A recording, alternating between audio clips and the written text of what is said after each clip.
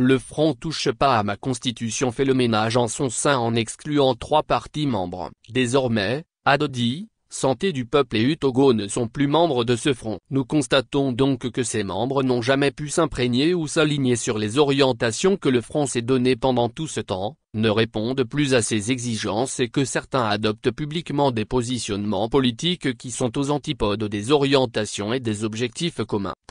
D'autres prennent part avec le gouvernement à des voyages destinés à la mise en œuvre de leur 5e République, a écrit dans une correspondance. Le Front touche pas à ma constitution cité par ici l'homme.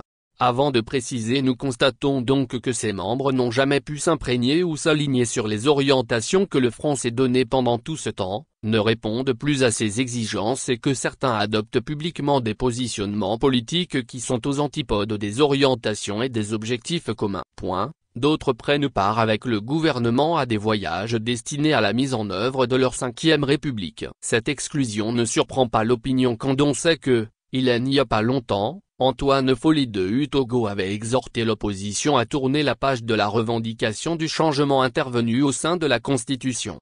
Le Togo est entré dans la 5e République depuis l'adoption à l'unanimité des parlementaires du texte qui bascule le Togo dans une nouvelle constitution. Le texte avait été promulgué par la suite et publié dans le journal. L'adoption de la nouvelle constitution marque une étape importante dans la vie institutionnelle, renforçant ainsi la démocratie au Togo.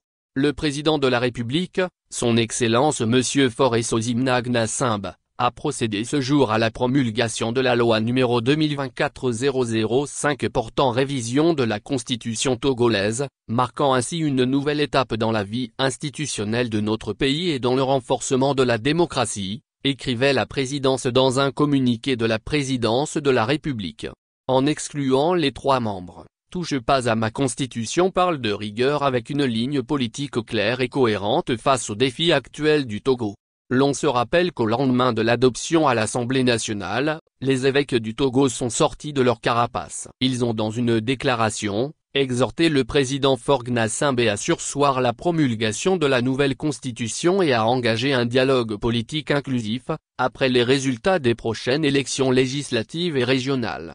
Après les hommes de Dieu, c'était le tour de 4 formations de monter au créneau. Il s'agit de l'ADODI, de l'AN, des FDR, du PSR et le F7D. Ces acteurs demandaient à Faure Gnassingbé qu'il peut encore arrêter cette entreprise funeste pour épargner le pays d'une nouvelle crise aux conséquences imprévisibles sur les plans social, économique et humain. Il l'exhorte vivement à le faire. La nouvelle République met le Parlement, Assemblée nationale et Sénat, au cœur des institutions. Ce sont les élus de ces chambres qui vont élire le président du Conseil, le chef de l'exécutif, et le président de la République. Le président du Conseil a la réalité du pouvoir. C'est lui qui va conduire la politique du pays. Il est le chef du gouvernement. Il est responsable devant le Parlement qui peut lui demander des comptes à tout moment. Le président de la République est désormais dans une position de garant de l'unité nationale, d'autorité morale et de référent de l'ensemble des acteurs.